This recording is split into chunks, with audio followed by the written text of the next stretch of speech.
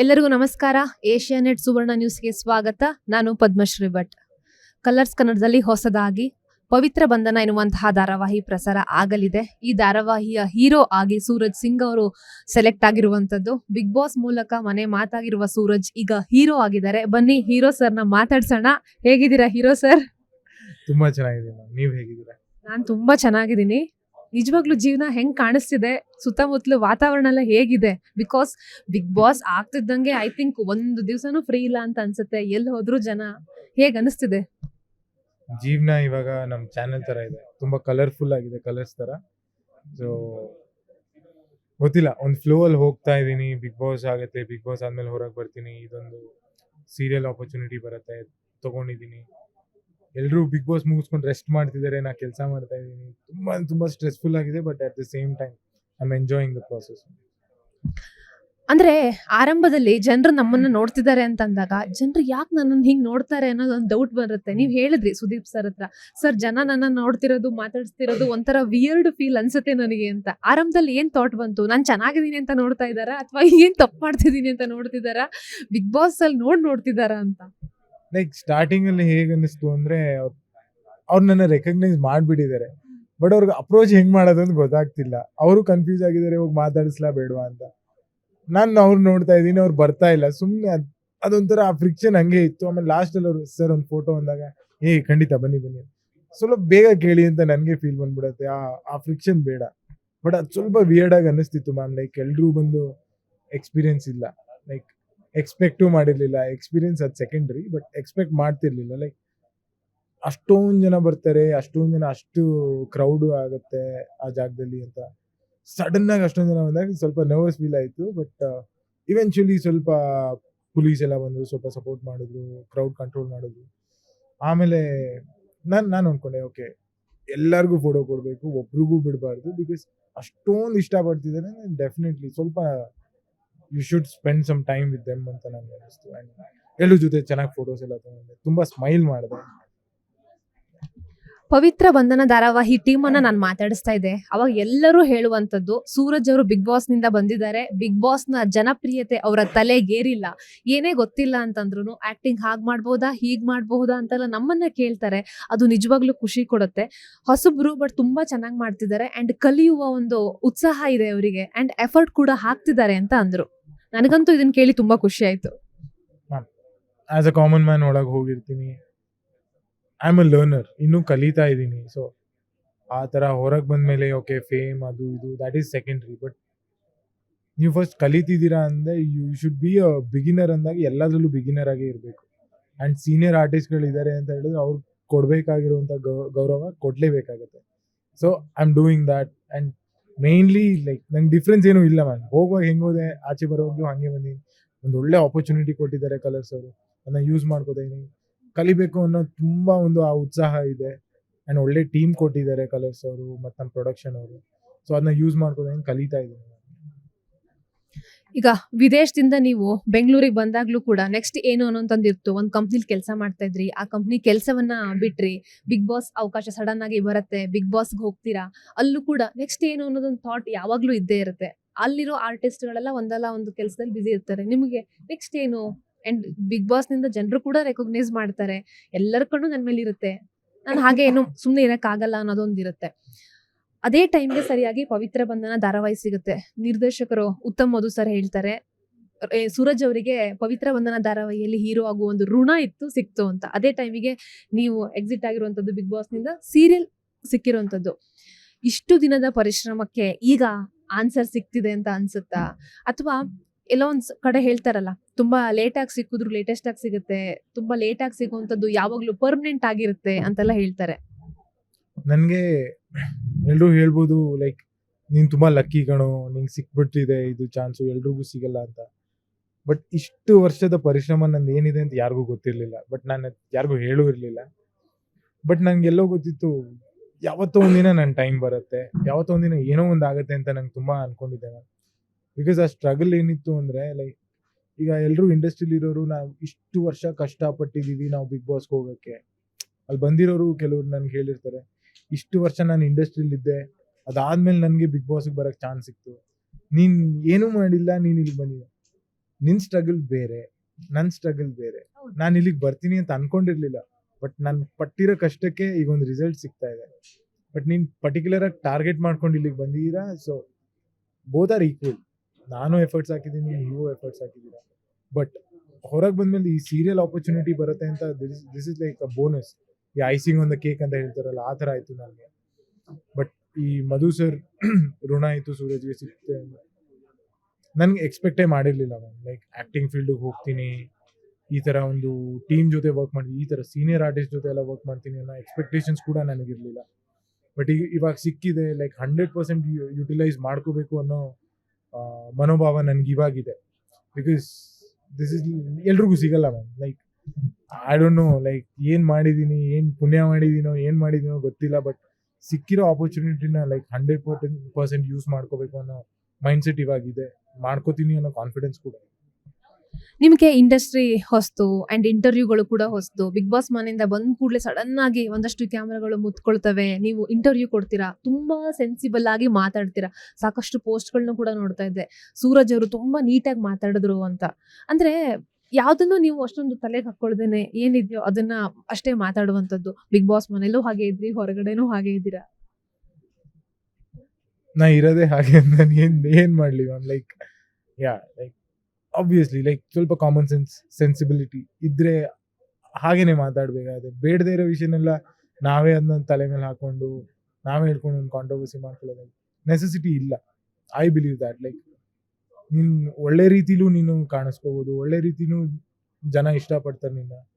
So ಹಾಗೆ ಇದ್ದೆ, ಹಾಗೆ ಇದ್ದೀನಿ, ಹಾಗೆ ಇರ್ತೀನಿ ಅಂತ ಹೇಳ್ತೀನಿ.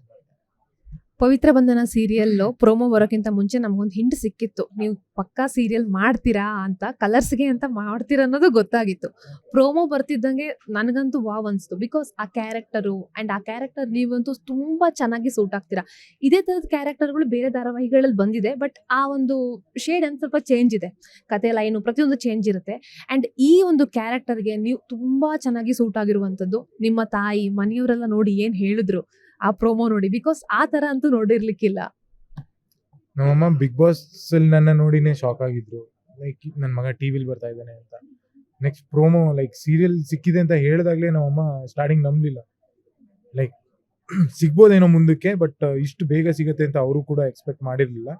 ಬಟ್ ಸಿಕ್ಕ ಮೇಲೆ ಪ್ರೋಮೋ ನೋಡಿದ್ಮೇಲೆ ಅವರು, ಇಲ್ಲ ಕಣೋ ನೀನೇನೋ ಮಾಡ್ತೀಯಾ, ತುಂಬಾ ಖುಷಿ ಆದ್ರು. ಅಮ್ಮ ಅದನ್ನ ವಾಟ್ಸಪ್ ಸ್ಟೇಟಸ್ಗೆ ಹಾಕೊಳ್ಳೋದಾಗ್ಲಿ, ಲೈಕ್ ಎಲ್ಲರಿಗೂ ಫಾರ್ವರ್ಡ್ ಮಾಡೋದಾಗ್ಲಿ, ಎಲ್ಲರೂ ಕಾಲ್ ಮಾಡಿ ಅಮ್ಮಂಗೆ ನಿಮ್ಮ ಮಗನ ಪ್ರೋಮೋ ನೋಡಿದ್ವಿ ಅಂತ ಹೇಳ್ತಿದ್ರು. Like she's feeling so proud actually.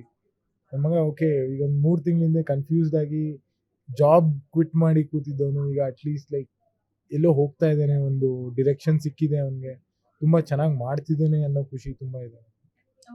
ಈಗ ನಿಮಗೆ ಜನಪ್ರಿಯತೆ ಬರ್ತಿದ್ದಂಗೆ ಸುತ್ತಮುತ್ತ ಇದ್ದವರೆಲ್ಲ ಚೇಂಜ್ ಆಗ್ತಾರೆ.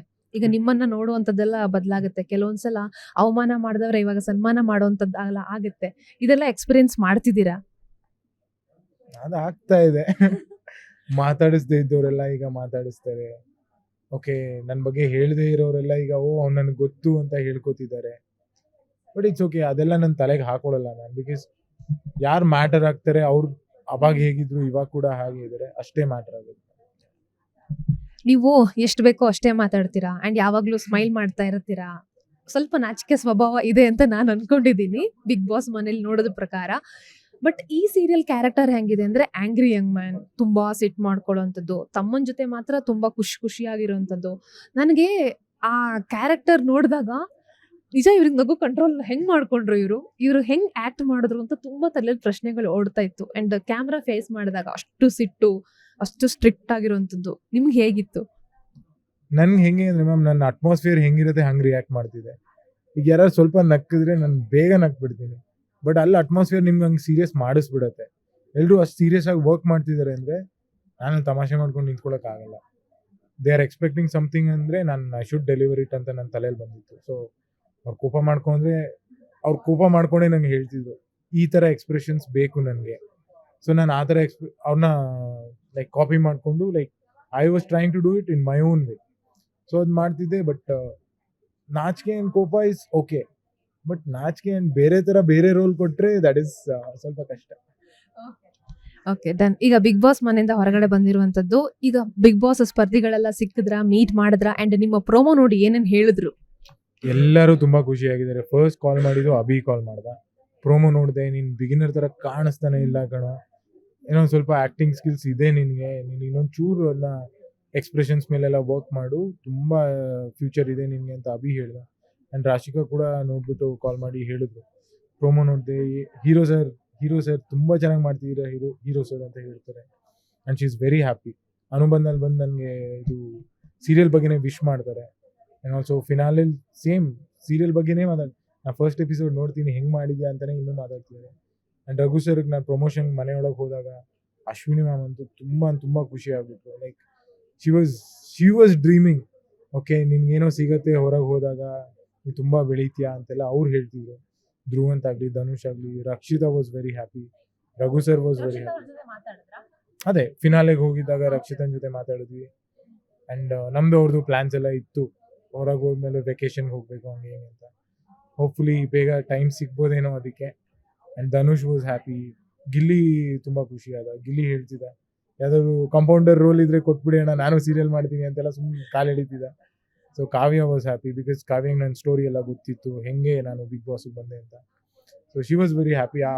ಹೆಂಗೆ ಕನೆಕ್ಟ್ ಆಗಿದೆ ನಿನಗೆ, ತುಂಬ ಲೈಕ್ ಒಂದು ದಾರಿಲಿ ಹೋಗ್ತಾ ಇದೆಯಾ ಅಂತ. Everyone was very happy. Big boss finale, ನಾನು I think big boss season 7 ಇಂದ ಇಲ್ಲಿವರೆಗೆ ಎಲ್ಲ ಸ್ಪರ್ಧಿಗಳ ಇಂಟರ್ವ್ಯೂನು ಮಾಡಿದ್ದೀನಿ. ಆ್ಯಂಡ್ ಈ ಸೀಸನ್ ಅಲ್ಲಿ ಆ ಫಿನಾಲೆ ಎಪಿಸೋಡ್ ಮುಗೀತಂಗೆ ನೀವೇನು ಹೊರಗೆ ಬರ್ತೀರಾ, ನಾನು ಆವಾಗಲೇ ಅನ್ಕೊಂಡೆ ನೀವೆಲ್ಲ ಹೇಗೆ ಬರ್ತೀರಾ, ಆ ರೇಂಜಿಗೆ ಅಲ್ಲಿ ಕ್ರೌಡು, ಕಟ್ಔಟ್ಗಳು ಹಾಗೆಲ್ಲ ಅಷ್ಟೊಂದು ಎಲ್ಲ ಕ್ರೇಜ್ ಇತ್ತು. ನಿಮ್ಗೆ ಹೇಗೆ ಅನ್ನಿಸ್ತು, ನಿಮ್ಮ ಫಸ್ಟ್ ಎಕ್ಸ್ಪೀರಿಯನ್ಸ್ ಅದು? ನನ್ನ ಗೇಟ್ ಏನಕ್ಕೆ ಓಪನ್ ಮಾಡ್ತಿಲ್ಲ ಅಂತ ನನಗೆ ಗೊತ್ತಿರಲಿಲ್ಲ. ಬಿಕಾಸ್ ಹೊರಗಡೆ ಲಕ್ಷಾಂತರ ಜನ ತುಂಬೋಗಿದ್ದಾರೆ ಅಂತ ಹೇಳಿದ್ರು, ಸೌಂಡ್ ಕೇಳಿಸ್ತಿತ್ತು. ಬಟ್ ಆಬ್ವಿಯಸ್ಲಿ ಗಿಲ್ಲಿ ಕ್ರೇಜ್ ಹೆಂಗಿದೆ ಅಂತ ನಮಗೆ ಗೊತ್ತಿತ್ತು. ಬಟ್ ಹೊರಗೆ ಬರ್ತೀನಿ, ಗಿಲ್ಲಿ ಹೊಟ್ಟೋದ್ಮೇಲೂ ಜನ ಹಂಗೇ ಇದ್ದಾರೆ, ಬಿಕಾಸ್ ಬೇರೆ ಕಂಟೆಸ್ಟೆಂಟ್ಸ್ ಒಳಗಿದ್ದಾರೆ ಅಂತ ಅವ್ರಿಗೆ ಗೊತ್ತಿತ್ತು. ನಮ್ಮ ಡೋರ್ ತೆಗೆದು ಆ ಪೊಲೀಸವರು ಆ ಲಾಠಿ ತೊಗೊಂಡು ಎಸೆದ್ರೂ ಜನ ಹೋಗ್ತಾ ಇರಲಿಲ್ಲ. ಆ್ಯಂಡ್ ಅಷ್ಟು ಜನ ಇಷ್ಟಪಡ್ತಿದ್ದಾರೆ, ಸೂರಜ್ ಅಣ್ಣ ಅಂತ ನಾಕ್ ಮಾಡಿ ನಂಗೆ ನಿಲ್ಲಿಸ್ಬಿಟ್ಟು ಮಾತಾಡಿಸ್ಬಿಡೋಣ ಅಂತ ಆ ಥರ ಮನಸ್ಸಲ್ಲಿತ್ತು. ಬಟ್ ಬಿಡ್ತಿರ್ಲಿಲ್ಲ, ಕ್ರೌಡ್ ಕಂಟ್ರೋಲ್ ಮಾಡೋಕ್ಕಾಗಲ್ಲ ನಮಗೆ, ಹೊಟ್ಟೋಗಿ ಅಂತ ಹೇಳ್ತಿದ್ರು. ಬಟ್ ನಾನು ಅಲ್ಲಿ ಕಾರಲ್ಲಿ ಹೋಗುವಾಗಲೂ ಸ್ಮೈಲ್ ಮಾಡ್ಕೊಂಡು ಎಲ್ರಿಗೂ ಹಿಂಗೆ ಅಂತ ಹೇಳ್ತಾ ಇದ್ದೀನಿ. ಬಟ್ ಆಗಲಿಲ್ಲ ಮಾತಾಡೋಕ್ಕೆ. I was very happy ma'am, because ಅಷ್ಟು ಕಮ್ಮಿ ಟೈಮಲ್ಲಿ, ಒಂದು 2.5 ಮಂತ್ಸಲ್ಲಿ ಇಷ್ಟು ಜನ ಇಷ್ಟಪಡ್ತಾರೆ ಅಂದರೆ it's a very big thing ಅಂತ ನಂಗೆ ಅನ್ಸುತ್ತೆ. ನಾನು ನೋಡ್ದಂಗೆ ನಿಮ್ಮೊಳಗೊಬ್ಬ ಗಿಲ್ಲಿ ಇರ್ಬೋದಲ್ಲ, ಇದ್ದಾರೆ. ಬಿಕಾಸ್ ಆ ಕಾಮಿಡಿ ಆ್ಯಂಡ್ ಆ ಟಾಕಿಂಗ್ ಅಂದರೆ ಸ್ಪಾಂಟೇನಿಯಸ್ ಆಗಿ ಮಾತಾಡ್ತೀರಾ, ಒಂದು ಕೌಂಟ್ರ್ ಕೊಡೋದು. ನಾನು ಆ ರಿಷಾ ಗೌಡ ಅವ್ರಿಗೆ ನೀವು ಒಂದು ಕೌಂಟ್ರ್ ಕೊಡ್ತೀರಾ ಟಾಸ್ಕಲ್ಲಿ, ಅದನ್ನ ನೋಡಿಸಿ ನಿಜವಾಗ್ಲೂ ಇದು ಸೂರಜ್ ಅವರ, ನಾನು ಇಷ್ಟು ದಿನ ನೋಡಿರೋ ಸೂರಜ್ ಇವರೇನಾ, ಹಾಗಾದ್ರೆ ಇವಾಗ ಇನ್ನು ನೆಕ್ಸ್ಟ್ ಆಟ ಶುರು ಮಾಡ್ತಾರೆ ಅಂತ ನಾನು ಅನ್ಕೊಂಡಿದ್ದೆ. ಆ ಒಂದು ಏನಂತ ಹೇಳ್ತೀರಾ, ಸ್ಪಾಂಟೇನಿಯಸ್ ಆಗಿ ಮಾತಾಡೋದಿದೆಯಲ್ಲ, ಆ ಸಂದರ್ಭಕ್ಕೆ ತಕ್ಕಂತೆ ಅದು ಎಲ್ಲರಿಗೂ ಬರಲ್ಲ. ಇದ್ರ ಮೇಲೆ ಏನನ್ಸುತ್ತೆ, ಅಂದರೆ ಇದ್ರ ಬಗ್ಗೆ ಏನು ಹೇಳ್ತೀರಾ ನೀವು? ಈಗ ಅದನ್ನ ನೀವು ಈಗ ಹೊರಗೆ ಬಂದ ಮೇಲೆ ಅನ್ಸುತ್ತಾ, ನಾನು ಆ ಕಲೆನ ಅಥವಾ ಆ ಒಂದು ಗುಣನ ಇನ್ನೊಂದಷ್ಟು ಯುಟಿಲೈಸ್ ಮಾಡ್ಕೋಬೇಕಿತ್ತು ಅಂತ? ನನಗೆ ಹೆಂಗಾಗಿತ್ತು ಅಂದರೆ, ಒಂದು ಸ್ಟೇಜ್ ಕೊಡ್ತಾರೆ, ಇವ್ರ ಬಗ್ಗೆ ಮಾತಾಡಬೇಕು, ಅವ್ರ ಬಗ್ಗೆ ಈ ಥರ ಮಸಿ ಬೆಳೆದ್ಬಿಟ್ಟು ನಿಮ್ಗೆ ಅವ್ರ ಬಗ್ಗೆ, ಆ ಥರ ಆಪರ್ಚುನಿಟಿ ನಂಗೆ ನೆಕ್ಸ್ಟ್ ಸಿಗಲಿಲ್ಲ. ಲೈಕ್ ಆ ಥರ ಮಸಿ ಬೆಳೆದ್ಬಿಟ್ಟಾಗಲಿ, ಆ ಥರ ಸ್ಟೇಜ್. ಆ್ಯಂಡ್ ರಿಷಾ ಥರ ಪರ್ಸನ್ ಇರಲಿಲ್ಲ. ನಂದು ರಿಷಾದು ಸ್ವಲ್ಪ ಕ್ಲಾಶಸ್ ಎಲ್ಲ ಆಗಿತ್ತು. So I had a few points ಮಾತಾಡೋಕ್ಕೆ. ಬಟ್ ಬೇರೆಯವ್ರ ಜೊತೆ ನಂಗೆ ಆ ಥರ ಇರಲಿಲ್ಲ. ನಾನು ಸುಮ್ಮನೆ ಎಲ್ಲ ಹೋಗಿ ಕಾಲು ಎಳೆಯೋಕ್ಕೆ ಆಗಲ್ಲ. ಆ್ಯಂಡ್ ಸ್ಪಾಂಟೇನಿಯಸ್ ಆಗಿ ಮಾತಾಡ್ಬೋದು, ಬಿಕಾಸ್ ನನ್ನ ಕ್ಯಾರೆಕ್ಟರ್ ಇಲ್ಲಿ ಹೊರಗಡೆ ಸ್ವಲ್ಪ ಸೈಲೆಂಟ್ ಅಂತ ಕಾಣ್ಬೋದು. ನಾನು ಕಂಫರ್ಟೇಬಲ್ ಆಗಿರೋ ಕಡೆ ಎಲ್ಲ ನಾನು ತುಂಬ ಮಾತಾಡ್ತೀನಿ. ಅವರೇ ನನಗೆ ಹೇಳಬೇಕು ಬಾಯಿ ಮುಚ್ಚು ಸಾಕು ಅಂತ. ಸೊ ಆ ಕಾಮಿಡಿ ಆಗಿರ್ಬೋದು, ಮನೇಲಿ ಇರೋದೇ ಹಾಗೆ ನಾನು. ನಮ್ಮ ಅಕ್ಕ ಕೂಡ ವೀಕೆಂಡ್ ಬಂದಾಗ ಅಲ್ಲಿ ಹೇಳ್ತಾಳೆ, ಇವ್ನು ಮನೇಲಿ ಹಿಂಗಿಲ್ವಲ್ಲ, ಇಲ್ಲಿ ಯಾಕೆ ಹಿಂಗೆ ಸೈಲೆಂಟ್ ಆಗಿದ್ದಾನೆ, ಮನೇಲಿ ತುಂಬ ಮಾತಾಡ್ತಾನೆ, ಗಿಲ್ಲಿ ಮಾತಾಡೋ ಥರನೇ ಮಾತಾಡ್ತಾನೆ ಇವ್ನು ಮನೇಲಿ ಅಂತ. ಬಟ್ ಎಲ್ಲೂ ಆ ಥರ ಸಿಚುವೇಶನ್ಸ್ ಕ್ರಿಯೇಟ್ ಆಗಲಿಲ್ಲ ma'am, so that I can same Risha ಜೊತೆ ಮಾತಾಡ್ದಂಗೆ ಮಾತಾಡ್ಬೋದು ಅಂತ. ಬಟ್ ಮುಂದೆ ಹೋಗ್ತಾ ಈ ಇಂಡಸ್ಟ್ರಿಲಿ ಇನ್ನೊಂದು ಚೂರು ಕಂಫರ್ಟೇಬಲ್ ಆದಮೇಲೆ ಮೇ ಬಿ ಆ ಟ್ಯಾಲೆಂಟ್ ಕೂಡ ಎಲ್ಲೋ ಯೂಸ್ ಆಗ್ಬೋದೇನೋ ಅಂತ ನಂಗೆ ಅನ್ಸುತ್ತೆ. ಇನ್ನು ಇವಾಗ ಗಿಲ್ಲಿ ಅವ್ರ ವಿಚಾರದಲ್ಲಿ ಹೇಳೋದಾದ್ರೆ, ಅಂದ್ರೆ ಐ ಥಿಂಕ್ ಗೆದ್ದಾದ್ಮೇಲೆ ದೊಡ್ಡ ಮಟ್ಟದಲ್ಲಿ ಚರ್ಚೆ ಇದೇ ಸೀಸನ್ ಅಲ್ಲಿ ಅನ್ಸುತ್ತೆ. ಅಂದ್ರೆ ಗಿಲ್ಲಿ ಬಡವ ಅಂತ ಹೇಳಿ ಆಕ್ಟ್ ಮಾಡಿದ್ರು, ಅದಕ್ಕೆ ಸಿಕ್ತು. ಬಹುಶಃ ಇದೇ ಸೀಸನ್ ಅನ್ಸುತ್ತೆ ಈ ತರದೊಂದು ಚರ್ಚೆ ಗೆದ್ದ ಮೇಲೂ ಮುಗಿತಾನೆ ಇಲ್ಲ ಈ ಚರ್ಚೆಗಳು. ಆಮೇಲೆ ಅಶ್ವಿನಿ ಅವರು ಗಿಲ್ಲಿ ವಿರುದ್ಧವಾಗಿ ಮಾತನಾಡ್ತಾನೆ ಇದ್ದಾರೆ. ಆ ಕಡೆ ಧ್ರುವಂತ್ ಅವರು ಬಡವ ಅಲ್ಲ ಗಿಲ್ಲಿ, 24 ಏನೋ ಲ್ಯಾಕ್ಸ್ MG ಕಾರ್ ಇಟ್ಕೊಂಡಿದ್ದಾರೆ, ಬಡವ ಈ ತರ ಎಲ್ಲ ಕಾರ್ ಇಟ್ಕೊಂಡಿರ್ತಾನ, ಹೀಗೆಲ್ಲ ಪ್ರಶ್ನೆ ಮಾಡಿರುವಂತದ್ದು. ಈ ಸೀಸನ್ ಮುಗಿದ್ರು ಈ ಚರ್ಚೆ ಮುಗಿತಿಲ್ವಲ್ಲ ಅಂತ. ಮ್ಯಾಮ್ ಅದು ಅದೇ ಹೇಳಿದ್ನಲ್ಲ, ಲೈಕ್ ಅವ್ರವ್ರ ರೀತಿ ಇರುತ್ತೆ ಇಂಟರ್ವ್ಯೂಸ್ ಅಲ್ಲಿ ಮಾತಾಡೋಕ್ಕೆ. ಬಟ್ ಗಿಲ್ಲಿ ಬಡವ ಆಗಿ ಗೆದ್ದ, ಶ್ರೀಮಂತ ಆಗಿ ಗೆದ್ದ, that is all secondary. But is talented. ಹೊರಗಡೆ ಜನ ಇಷ್ಟಪಟ್ಟಿದ್ದು ಅವನ ಕಾಮಿಡಿ ಆಗಿರಲಿ ಮತ್ತು ಅವ್ನು ಇರೋ ರೀತಿ ಆಗಿರಲಿ, ಅದನ್ನ ನೋಡಿ ಜನ ಗೆಲ್ಸಿದ್ದಾರೆ ಹೊರತು ಅವ್ನು ಶ್ರೀಮಂತ, ಅವ್ನು ಬಡವ, ಬಡವ್ರ ಮಕ್ಳು ಗೆಲ್ಲಬೇಕು ಅಂತ ಅವ್ನು ಗೆದ್ದಿಲ್ಲ. ಸೊ ಟ್ಯಾಲೆಂಟ್ ಗೆದ್ದಿದೆ ಅಂತ ಹೇಳ್ತೀನಿ ನಾನು ಅಷ್ಟೇ. ಫಿನಾಲೆ ವೇದಿಕೆಯಲ್ಲಿ ಅವರಿಗೆ ಅಂದ್ರೆ ಅರ್ಥ ಆಯ್ತಾ ಗಿಲ್ಲಿಗೆ ತನ್ನ ಕ್ರೇಜ್ ಎಷ್ಟಿದೆ, ತನ್ನನ್ನು ಎಷ್ಟು ಜನ ಇಷ್ಟಪಡ್ತಾರೆ ಅಂತ ಅವತ್ತು ಗೊತ್ತಾಗಿಲ್ಲ ಹೊರಗೆ ಹೋದ್ಮೇಲೆ? ನಾನು ಅವ್ನ ಟ್ರೋಫಿ ಸ್ಟೇಜ್ ಮೇಲೆ ಇಟ್ಕೊಂಡಿರ್ತಾನೆ, ಅಲ್ಲೋಗಿ ಮಾತಾಡಿಸ್ತೀನಿ, ಕೈ ಕೊಟ್ಬಿಟ್ಟು ಬರೋ ಫೋಟೋ ತೊಗೊಳೋಣ ಗಿಲ್ಲಿ ಅಂದ್ಬಿಟ್ಟು ಫೋಟೋ ತೊಗೋತೀವಿ. ಅವಾಗ ನಾನು ಹೇಳ್ತೀನಿ, ನೀನು ಹೊರಗೆ ಬಾ, ನಿನಗೆ ಇದೆ ಅಂತ ಹೇಳ್ತೀನಿ. ಯಾಕಣ ಅಂತಾನೆ, ಗೊತ್ತಾಗತ್ತೆ ಅಂತ ಹೇಳ್ತೀನಿ. ಬಿಕಾಸ್ ಅವ್ನ ಐಡಿಯಾ ಕೂಡ ಇರಲಿಲ್ಲ ಇಷ್ಟು ಜನ ಇಷ್ಟು ಕ್ರೇಜ್ ಇದೆ ಗಿಲ್ಲಿಗೆ ಅಂತ ಅವ್ನಿಗೆ ಗೊತ್ತೂ ಇರಲಿಲ್ಲ. ಬಿಕಾಸ್ ಮನೇಲಿ ಅವ್ನು ಹೆಂಗೆ ಅನ್ಕೋತಿದ್ದ ಅಂದರೆ ಪ್ರತಿ ವಾರ ಈ ವಾರ ನಾನು ಸೇಫ್, ಈ ವಾರ ನಾನು ಸೇಫ್ ಆಗಿಬಿಟ್ಟೆ, ಇನ್ನೊಂದು 2 ವಾರ ಆದರೆ ನಾನು ಫಿನಾಲೆ ರೀಚ್ ಆಗಿಬಿಡ್ತೀನಿ. ಬಟ್ ಅವ್ನು ಡಿಸರ್ವಿಂಗ್ ಕ್ಯಾಂಡಿಡೇಟ್, ಫಿನಾಲೆ ನಾನು ಗೆಲ್ಲೋ ಕ್ಯಾಂಡಿಡೇಟ್, ಅವ್ನಿಗೆ ಗೆಲ್ಲಬೇಕು ಅಂತಿತ್ತು. ಬಟ್ ಹೊರಗಡೆ ಜನ ಇಷ್ಟೊಂದು ಇಷ್ಟಪಟ್ಟು ಅಲ್ಲಿ ಕೂರ್ಸಿದ್ದಾರೆ ಅಂತ ಅವ್ನಿಗೆ ಐಡಿಯಾ ಕೂಡ ಇರಲಿಲ್ಲ. ಆರಂಭದಲ್ಲಿ 7ರಿಂದ 8 ವಾರ ನಾನು ಬಿಗ್ ಬಾಸ್ ಮನೇಲಿ ಇದ್ರೆ ಸಾಕು ಅಂತ ಅವ್ರು ಅನ್ಕೊಂಡಿದ್ರಂತೆ. ಆಮೇಲೆ ನಾನು ಕಪ್ ಗೆಲ್ಲಬೇಕು ಅನ್ನೋದೊಂದಿತ್ತು. ಅಂಡ್ ಆಲ್ರೆಡಿ ಒಂದು 5 ರಿಯಾಲಿಟಿ ಶೋ ಮಾಡಿದ್ರು ಕೂಡ ವಿನ್ನಿಂಗ್ ಮೂಮೆಂಟ್ ಅನ್ನೋದು ಅವರಿಗೆ ಸಿಕ್ಕಿರ್ಲಿಲ್ಲ. ಒಂದು ಏನು ಹೇಳ್ತೀರಾ, ಗೆಲುವಿನ ರುಚಿ ಅವರು ಸವಿದಿರ್ಲಿಲ್ಲ. ಈಗ ನಾನು ಗೆಲ್ಬೇಕು, ಗೆದ್ದಿಲ್ಲ ಅಂತಂದ್ರೆ ನನ್ನ ಹಣೆಯಲ್ಲಿ ವಿನ್ನಿಂಗ್ ಅನ್ನೋದೇ ಇಲ್ಲ ಅಂತ ನಾನು ಅನ್ಕೋತೀನಿ ಅಂತ ಅನ್ಕೊಂಡಿದ್ರು. ಬಟ್ ಈಗ ಹೊರಗೆ ಬಂದ್ಮೇಲೆ ಅವರು ಹೊರಗೆ ಬೀಳಕ್ ಆಗ್ತಾ ಇಲ್ಲ, ಆ ರೇಂಜಿಗೆ ಕ್ರೇಜು. ಈಗ ಶಿವಣ್ಣ ಅವ್ರ ಮನೆಗೆ ಹೋದ್ರು ಅವರು. ಇನ್ನೊಂದ್ ಜೊತೆಗೆ ಇನ್ನೊಂದೇನು ಹೇಳೋದು, ಕಂಪ್ಲೀಟ್ ಹೊರಗೆ ಬರಕ್ಕಲ್ಲ, ಫೋನ್ ಕೂಡ ಅಟೆಂಡ್ ಮಾಡಕ್ ಆಗ್ತಿಲ್ಲ, ಆ ರೇಂಜಿಗೆ ಬ್ಯುಸಿ ಇದ್ದಾರೆ. ಅಂಡ್ ಒಂದಷ್ಟು ಪೋಸ್ಟ್ಗಳನ್ನ ನೋಡ್ತಾ ಇದ್ದೆ, ಈಗ ಮಂಡ್ಯ ಎಲೆಕ್ಷನ್ಸ್ ಏನಾದ್ರು ನಡೆದ್ಬಿಟ್ಟಿದ್ರೆ ಅವರೇ ಗೆದ್ಬಿಡ್ತಿದ್ರೇನೋ ಅಂತ, ಆ ರೇಂಜಿಗೆ ಜನಸಾಗರ ಸೇರಿತ್ತು ಮಂಡ್ಯದಲ್ಲಿ. ಲೈಕ್ ಆ ಥರ ಫ್ಯಾನ್ ಫಾಲೋವಿಂಗ್, ಆ ಥರ ಕ್ರೇಜ್ ಇದೆ ಯಾರಿಗೂ ಕೂಡ ಹ್ಯೂಮನ್ಲಿ ಇಟ್ಸ್ ಇಂಪಾಸಿಬಲ್ ಹ್ಯಾಂಡಲ್ ಮಾಡೋಕ್ಕೆ. ಈಗ ಎಲ್ರಿಗೂ ಒಬ್ಬೊಬ್ರು ಮ್ಯಾನೇಜರ್ ಇದ್ರೆ ಮೋಸ್ಟ್ಲಿ ಇಲ್ಲಿಗೆ ಒಂದು 10 ಜನ ಮ್ಯಾನೇಜರ್ಸ್ ಬೇಕಾಗ್ಬೋದು ಈಗ. ಬಿಕಾಸ್ ಕಾಲ್ಸ್ ಅಂತ ಬಂದರೆ ಇರೋದು ಒಂದೇ ಫೋನು, ಅಷ್ಟು ಜನದ ಫೋನ್ನ ಪಿಕ್ ಮಾಡೋಕೆ ಆಗೋದು ಇಲ್ಲ, ಅವ್ನ ಫೋನಿಗೆ ಸಿಗೋದು ಇಲ್ಲ ಅಂತ ನಂಗೆ ಅನ್ಸುತ್ತೆ. ಆ್ಯಂಡ್ ಆಲ್ಸೋ ಗಿಲ್ಲಿ ಕೆಪಾಸಿಟಿ ಇದೆ ಮ್ಯಾಮ್, ಅವ್ನು ಏನೇ ಬರಲಿ ಮುಂದೆ ಹೋಗ್ತಾ ಹೋಗ್ತಾ ಅವ್ನು ಹ್ಯಾಂಡಲ್ ಮಾಡ್ತಾನೆ. ಲೈಕ್ ಒಳ್ಳೆ ರೀತಿಲಿ ಈ ಫೇಮ್ನ ಅವ್ನು ಯೂಸ್ ಮಾಡ್ಕೋತಾನೆ ಅಂತ ನಂಗೆ ಅನ್ಸುತ್ತೆ. ಬಟ್ ಆ ಫಾಲೋವಿಂಗಲ್ಲಿ ನೋಡ್ತಿದ್ರೆ ಲೈಕ್ ಯಾರಿಗೂ ಇಷ್ಟು ಸೀಸನ್ 1ಇಂದ ಸೀಸನ್ 12ವರೆಗೂ ಈ ಫಾಲೋವಿಂಗ್ ಯಾರಿಗೂ ಸಿಕ್ಕಿಲ್ಲ ಅಂತ ನಂಗೆ ಅನ್ಸುತ್ತೆ. And also he deserves it. Because ಅವನು, ನಾನು ಹೊರಗೆ ಬಂದ್ಮೇಲೆ ಕೆಲವು ಎಪಿಸೋಡ್ಸ್ ನೋಡಿದಾಗ ಗೊತ್ತಾಗ್ತಿತ್ತು, ಓಕೆ ಎಪಿಸೋಡ್ ನೋಡಿದಾಗ ನಗು ಬರ್ತಾ ಇದೆ ನನಗೆ, ಒಳಗಿದ್ದಾಗ ಓಕೆ ಏನಕ್ಕೆ ಹಿಂಗೆ ಮಾಡ್ತಾನೆ ಅಂತ ಅನ್ಸಿದ್ದು ಉಂಟು. ಬಟ್ ಎಪಿಸೋಡ್ ನೋಡಿದಾಗ ನನಗೆ ಓಕೆ ಏನು ಇವರು ಈ ಥರ ಎಂಟರ್ಟೈನ್ ಮಾಡ್ತಿದ್ದಾನೆ ಅಂತ ಅನ್ಸಿದ್ದು ಉಂಟು. ಸೊ ಈಸ್ ವೆಲ್ ಡಿಸರ್ವ್ಡ್ ಅಂತ ಹೇಳ್ತೀನಿ. ರಾಶಿಕಾ ಅವರು ನಮ್ಮ ಇಂಟರ್ವ್ಯೂನಲ್ಲಿ ಹೇಳ್ತಾ ಇದ್ರು, ನಾನು ಸೀರಿಯಲ್ ಮಾಡಲ್ಲ, ನಾನು ಸೀರಿಯಲ್ ಈ ಹಿಂದೆ ಮಾಡಿದ್ದೀನಿ, ನಾನು ನೆಕ್ಸ್ಟ್ ಸಿನಿಮಾ ಮಾಡ್ತೀನಿ. ಸೂರಜ್ ಅವರು ನಮ್ಮ ಸಿನಿಮಾಕ್ಕೆ ಹೀರೋ ಆದ್ರೆ ನಾನು ಖಂಡಿತ ಹೀರೋಯಿನ್ ಆಗ್ತೀನಿ ಅಂತ. ಸಿನಿಮಾ ಅವಕಾಶಗಳು ಬಂದಿದೆಯಾ ಅಥವಾ ಸಿನಿಮಾ ಬಗ್ಗೆ ನೀವಿಬ್ರು ಮಾತಾಡಿದ್ದೀರಾ? ಇಲ್ಲ ಮ್ಯಾಮ್, ಇದ್ರ ಬಗ್ಗೆ ನಾವು ಮಾತಾಡಿಲ್ಲ. ಬಟ್ ಅವಳು ಅಲ್ಲಿ ಮನೇಲಿದ್ದಾಗಲೂ ಹೇಳ್ತಿದ್ದು, ನಾನು ಸೀರಿಯಲ್ಸ್ಗೆಲ್ಲ ಮಾಡಲ್ಲ, ನಾನು ಮೂವಿ ಯಾವ್ದಾರು ಒಳ್ಳೆ ಸ್ಟೋರಿ ಬಂದು ಮಾಡ್ತೀನಿ ಅಂತ. ಅವಾಗ ನಾವು ಡಿಸ್ಕಸ್ ಕೂಡ ಮಾಡಿರಲಿಲ್ಲ, ನಾನು ಹೀರೋ ಆಗ್ತೀನಿ ನೀವು ಹೀರೋಯಿನ್. ಬಟ್ ಇಲ್ಲ, ಹೊರಗೆ ಬಂದ್ಮೇಲೆ ಇಲ್ಲ ಮ್ಯಾಮ್, ನಾವು ಇದ್ರ ಬಗ್ಗೆ ಡಿಸ್ಕಸ್ ಮಾಡಿಲ್ಲ. ಇನ್ನೂ ನನಗೆ ಮೂವಿ ಆಫರ್ಸ್ ಬಂದಿದೆ, ಬಟ್ ಅದು ಸ್ಟೋರಿ ಏನು ಅಂತ ಕೇಳೋಕ್ಕೂ ಟೈಮ್ ಸಿಕ್ಕಿಲ್ಲ. ಬಿಕಾಸ್ ನಂಗೆ ಮೇನ್ ಏನಂದರೆ ಈಗ ಏನಿರೋದು ಲೈಕ್ ಕಲಿಬೇಕು.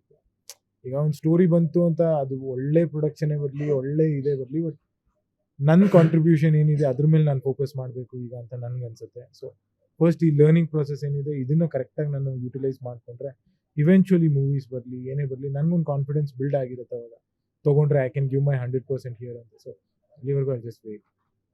ಈಗ ಪವಿತ್ರ ಬಂಧನ ಧಾರಾವಾಹಿ ಮಾಡ್ತಿದ್ದೀರಾ, ಅಂಡ್ ಕ್ಯಾರೆಕ್ಟರ್ ಕೂಡ ತುಂಬಾ ಸಖತ್ತಾಗಿದೆ. ಬಿಗ್ ಬಾಸ್ ನಲ್ಲೇ ಒಂದಷ್ಟು ಅಭಿಮಾನಿಗಳು, ಮಹಿಳಾ ಅಭಿಮಾನಿಗಳನ್ನು ಸಂಪಾದನೆ ಮಾಡ್ಕೊಂಡಿದ್ದೀರಾ. ಸೀರಿಯಲ್ ಅಂತ ಬಂದಾಗ ಈಗ ರಾಶಿಕಾ ಸೂರಜ್ ಅವರ ಸೀರಿಯಲ್ ಮಾಡ್ಬೇಕು ಅಂತ ಹೇಳ್ತಾರೆ, ಅಥವಾ ನಿಮ್ ಜೊತೆಗೆ ಇನ್ಯಾರೋ ಒಂದು ಪೇರ್ ಇದ್ದಾಗ ಅವ್ರು ಬೇಡ ಇವ್ರು ಬೇಡ ಅಂತ ಹೇಳಿ ಒಂದಷ್ಟು ಚರ್ಚೆಗಳಾಗತ್ತೆ, ಹೀಗೆಲ್ಲ ಆಗತ್ತೆ. ಇನ್ನೊಂದು ಕೆಲವೊಮ್ಮೆ ಏನಾಗುತ್ತೆ, ಅವ್ರು ಎಲ್ಲಾಗಿ ಇವ್ರು ಲವ್ ಮಾಡ್ತಿರ್ಬೋದೇನೋ, ಆ ಥರ ಲಿಂಕಪ್ ಸ್ಟೋರಿಗಳೆಲ್ಲ ಕ್ರಿಯೇಟ್ ಆಗತ್ತೆ. ಹೇಗೆ ನಿಭಾಯಿಸ್ತೀರಾ? ತಲೆಯಲ್ಲಿ ಏನಿದೆ? ಮ್ಯಾಮ್ ಅದೇ ನಾನು ಹೇಳ್ದಂಗೆ ಈ ಸ್ಟೋರೀಸ್ ಎಲ್ಲ ಅವ್ರವರೇ ಕ್ರಿಯೇಟ್ ಮಾಡಿಕೊಂಡು ಹೇಳ್ತಿರುವಾಗ ನಾವು ಅದಕ್ಕೆ ಅಟೆನ್ಷನ್ ಕೊಡ್ತಾ ಹೋದರೆ ಬೇರೆದು ಯಾವುದಕ್ಕೆ ಮೇಲೆ ಫೋಕಸ್ ಮಾಡಬೇಕು ಅದ್ರ ಮೇಲೆ ಫೋಕಸ್ ಮಾಡೋಕ್ಕಾಗಲ್ಲ. ಬಿಕಾಸ್ ಅದು ನಿಮ್ಮ ತಲೆಯಲ್ಲಿ ಕೂತ್ಕೊಂಡ್ಬಿಟ್ರೆ ಇಲ್ಲಿ ನಿಮ್ಮ ಕೆಲಸನೂ ಸರಿಗೆ ಆಗ್ತಿರಲ್ಲ. ಇಲ್ಲಿ ಮೇಯ್ನ್ ಆಗಿ ಆ್ಯಕ್ಟಿಂಗ್ ಫೀಲ್ಡ್ ಅಂತ ಬಂದಾಗ ಯು ಶುಡ್ ಗಿವ್ ಯು 100%. ಹೊರಗಡೆ ಏನೇ ನಡೀತಿದ್ರು ಅದನ್ನೆಲ್ಲ ಬಿಟ್ಬಿಟ್ಟು ಇಲ್ಲಿ ಬಂದ್ಬಿಟ್ಟು ನಿಮ್ದು ಕ್ಯಾರೆಕ್ಟರ್ ಏನಿದೆ, ಈಗ ಫಾರ್ ಎಕ್ಸಾಂಪಲ್ ದೇವದತ್ ದೇಶ್ಮುಖ್ ಅಂತ ಕ್ಯಾರೆಕ್ಟರ್ ಇದೆ, ಸೆಟ್ಗೆ ಎಂಟರ್ ಆಗ್ತಿದ್ದಂಗೆ ನಮ್ಮ ಡೈರೆಕ್ಟರ್ ಫಸ್ಟ್ ಹೇಳೋದು, ನೀನು ಸೆಟ್ಟವ್ರನ್ನ ಮಾತಾಡ್ಸೋವಾಗ್ಲೂ you should be Dev, Suraj ಅಲ್ಲ, ನೀನು ಸೂರಜ್ ಅಲ್ಲ, ಸೂರಜ್ ಏನೇ ಇದ್ರು ಹೊರಗೆ ಬಿಟ್ಟು ಬಾ ಅಂತ ಹೇಳ್ತಾರೆ. ಸೊ ಅದನ್ನೆಲ್ಲ ನೋಡ್ತಿದ್ರೆ ಇದನ್ನೆಲ್ಲ ತಲೆ ಹಾಕೊಂಡ್ಬಿಟ್ರೆ ನಾನು ಇಲ್ಲಿ ನನ್ನ 100% ಕೊಡೋಕ್ಕಾಗಲ್ಲ. ಸೊ ಈಗ ಹೇಳ್ತಾರೆ ಅಲ್ಲಿ ಅವ್ರ ಜೊತೆ ಇವ್ರ ಜೊತೆ ಅಷ್ಟು ಅಟೆನ್ಷನ್ ಕೊಡಲ್ಲ. ಅಮ್ಮ ಏನ್ ಹೇಳ್ತಾರೆ ಈ ತರ ಎಲ್ಲ ಲಿಂಕಪ್ ಮಾಡಿದಾಗ, ಈ ತರದೆಲ್ಲ ಸ್ಟೋರಿಗಳನ್ನ ಕ್ರಿಯೇಟ್ ಮಾಡಿದಾಗ, ನಾಳೆ ಮಗನಿಗೆ ಮದುವೆ ಮಾಡೋದ್ ಕಷ್ಟ ಅಂತ ಈಗಲೇ ಟೆನ್ಷನ್ ಮಾಡ್ಕೊಂಡಿದ್ದೀರಾ ಹೇಗೆ? ಅಮ್ಮಂಗೆ 100 ಪ್ರಶ್ನೆ ಇರೋದೆ ಕೇಳಕ್ಕೆ, ಬಟ್ ಕೇಳಕ್ ಮನ್ಸಿರಲ್ಲ, ಬಿಕಾಸ್ ಎಲ್ಲಿ ಮಗ ತಲೆಗೆ ಹಾಕೊಂಡ್ಬಿಡ್ತೇನೋ ಅಂತ. ಬಟ್ ಅವ್ರಿಗೆ ಅರ್ಥ ಆಗ್ಬಿಟ್ಟಿದೆ, ಇಲ್ಲಿ ತುಂಬಾ ಈ ತರ ಸ್ಟೋರೀಸ್ಗಳು ಬರ್ತಿರತ್ತೆ, ಅದು ನಿಜನ ಆಗಿರ್ಬೋದು ಸುಳ್ಳಾಗಿರ್ಬೋದು, ಬಟ್ ಅದೆಲ್ಲ ತುಂಬಾ ಅಟೆನ್ಷನ್ ಕೊಡಬಾರ್ದು ನಾವು, ಬಿಕಾಸ್ ಅದ್ರ ಬಗ್ಗೆ ಫೋಕಸ್ ಮಾಡ್ತಿದ್ರೆ ಇಲ್ಲಿ ಜಾಸ್ತಿ ಟೈಮ್ ಇರೋಕ್ಕಾಗಲ್ಲ. ಸೊ ಅಮ್ಮಂಗೂ ಅದು ಲೇಟರ್ ಆನ್ ನಮ್ಮ ಅಕ್ಕ ಆಗಿರ್ಬೋದು, ನಮ್ಮ ಭಾವ ಆಗಿರ್ಬೋದು ಎಲ್ಲ ಅರ್ಥ ಮಾಡಿಸಿದ್ದಾರೆ, ಹೇಳಿದ್ದಾರೆ ಇಲ್ಲಿ ಸ್ವಲ್ಪ ಆ ಥರ ಇದೆ ಅಂತ. ಸೊ ಶಿ ಈಸ್ ಫೈನ್ ನಾವು. ಇನಿಷಿಯಲಿ ತುಂಬ ತಲೆ ಕೆಡಿಸ್ಕೋತಿದ್ರು, ಇವಾಗ ಶಿ ಈಸ್ ಓಕೆ. ಶೀನು ಮಗ ಹೆಂಗೆ ಅಂತ ಅವ್ರಿಗೆ ಚೆನ್ನಾಗಿ ಗೊತ್ತಿದೆ. ಸೊ ಸೋಷಿಯಲ್ ಮೀಡಿಯಾ ಸ್ಟ್ರಾಂಗ್ ಆಗಿರೋದಕ್ಕೆ ಒಂದಷ್ಟು ಜನ ಮನ್ಸಿಗೆ ಬಂದಂಗೆ ಕಮೆಂಟ್ ಹಾಕ್ತಾರೆ ಅಥವಾ ಒಂದಷ್ಟು ಮಾತುಗಳನ್ನ ಆಡ್ತಾರೆ. ಬಿಗ್ ಬಾಸ್ ಮನೆಯಿಂದ ಹೊರಗಡೆ ಬಂದ್ಮೇಲೆ ಇವಾಗ ನಿಮಗೆ ಗೊತ್ತಿರುತ್ತೆ ಯಾವ್ಯಾವ ವಿಚಾರಕ್ಕೆ ಹಿಂಗೆ ರಿಯಾಕ್ಟ್ ಮಾಡ್ತಿದ್ದಾರೆ ಜನರು ಅಂತ. ಸೊ ಒಂದೇದಾದ್ರು ಒಂದು ಪರ್ಟಿಕ್ಯುಲರ್ ವಿಚಾರಕ್ಕೆ ನಿಮಗೆ ಬೇಜಾರು ಅನ್ಸಿದ್ಯಾ? ಜನರ ರಿಯಾಕ್ಷನ್ ಇರ್ಬೋದು ಅಥವಾ ಜನರು ಸ್ವೀಕಾರ ಮಾಡಿರುವಂಥದ್ದು ಅಥವಾ ಕಮೆಂಟ್ ಮಾಡಿದ್ದು? ಲೈಕ್ ಪಾಸಿಟಿವ್ ಇದೆ, ನೆಗೆಟಿವ್ ಇದೆ ಸೋಷಿಯಲ್ ಮೀಡಿಯಾದಲ್ಲಿ. ಲೈಕ್ ಬಟ್ ನನ್ನ ವಿಷಯಕ್ಕೆ ಬಂದರೆ ನಾನು ನೋಡಿರಂಗೆ ಲೈಕ್ ಆಲ್ಮೋಸ್ಟ್ 90% ಲೈಕ್ ಪಾಸಿಟಿವ್ ಆಗೇ ಇತ್ತು. ಎಲ್ಲೋ 10% ನಾನು ತಲೆಗೆ ಹಾಕೊಂಡು ಕೂತ್ಕೊಂಡ್ರೆ ಆ 90% ಇಗ್ನೋರ್ ಮಾಡ್ದಂಗೆ ಆಗ್ಬಿಡುತ್ತೆ. So I was looking at the positive side, because ನಾನು ಏನು ಮಾಡಿದ್ದೀನಿ, ಹೇಗಿದ್ದೆ ಮನೇಲಿ ಅಂತ ನಂಗೆ ಚೆನ್ನಾಗಿ ಗೊತ್ತಿತ್ತಲ್ಲ. ಆ್ಯಂಡ್ ಮುಂದಕ್ಕೆ ಕೂಡ ನನ್ನ ಕೈಯಲ್ಲಿದೆ, ನಾನು ಏನೇ ಮಾಡೋದು ಏನೇ ಮಾತಾಡೋದು ನನ್ನ ಕೈಯಲ್ಲಿದೆ. ನನ್ನ ನಾಲ್ಗೆಲಿ ಏನು ಬರುತ್ತೆ ಅಂತ ನನ್ನ ಕಂಟ್ರೋಲಲ್ಲಿ ಇದ್ದಾಗ if you are talking sense ಜನಕ್ಕೆ ಇಷ್ಟ ಆಗುತ್ತೆ. ನೀನು ಏನೋ ಬೇಡದೇ ಇರೋದೆಲ್ಲ ಮಾತಾಡ್ಕೊಂಡು ಮಾಡ್ತೀನಿ, obviously you will get hate. So ಅದು ನಿಮ್ಮ ಕೈಯಲ್ಲಿದ್ದಾಗ you can't do anything. Okay, ಕೊನೆಯದಾಗಿ ವೀಕ್ಷಕರಿಗೆ, ಅದರಲ್ಲೂ ಪವಿತ್ರ ಬಂಧನ ನೋಡೋದಕ್ಕೆ ಒಂದಷ್ಟು ಜನ ರೆಡಿ ಆಗಿದ್ದಾರೆ, ಆ ವೀಕ್ಷಕರಿಗೆ ಏನ್ ಹೇಳ್ತೀರಾ?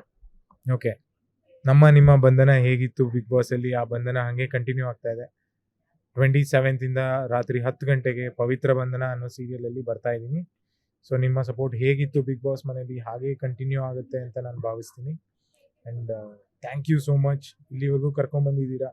ಮುಂದಕ್ಕೂ ಹೀಗೆ ಸಪೋರ್ಟ್ ಮಾಡಿ. ನನ್ನ ಜರ್ನಿಲಿ ನೀವೆಲ್ಲ ಒಂದು ಇಂಪಾರ್ಟೆಂಟ್ ರೋಲ್ನ ಪ್ಲೇ ಮಾಡ್ತಿದ್ದೀರಾ, ಹಾಗೆ ಪ್ಲೇ ಮಾಡಿ. Thank you. ಎಸ್, ಇಷ್ಟೊತ್ತು ಏಷ್ಯಾನೆಟ್ ಸುವರ್ಣ ನ್ಯೂಸ್ ಜೊತೆಗೆ ಪವಿತ್ರ ಬಂಧನ ಜೊತೆಗೆ ಬಿಗ್ ಬಾಸ್ ಬಗ್ಗೆ ಕೂಡ ಸಾಕಷ್ಟು ವಿಷಯಗಳನ್ನ ಹಂಚ್ಕೊಂಡ್ರಿ. ನಾನಂತೂ ಪವಿತ್ರ ಬಂಧನದಲ್ಲಿ ದೇವದತ್ ದೇಶ್ಮುಖ್ ಅವರನ್ನ ನೋಡೋದಕ್ಕೆ ತುಂಬಾ ಕ್ಯೂರಿಯಾಸಿಟಿ ಇದೆ ನನಗೆ. ನೀವು ಹೇಗೆ ಪ್ಲೇ ಮಾಡ್ತೀರಾ ಕ್ಯಾರೆಕ್ಟರ್ನ ಅಂತ. ಸಿಕ್ಕಾಪಟ್ಟೆ ಒಳ್ಳೇದಾಗ್ಲಿ. ಎಸ್, ಇದಾಗಿತ್ತು ನಟ ಸೂರಜ್ ಸಿಂಗ್ ಅವರ ಮಾತುಗಳು. ನೇರ ದಿಟ್ಟ ನಿರಂತರ ಸುದ್ದಿಗಾಗಿ ನೋಡ್ತಾ ಇರಿ ಏಷ್ಯಾನೆಟ್ ಸುವರ್ಣ ನ್ಯೂಸ್.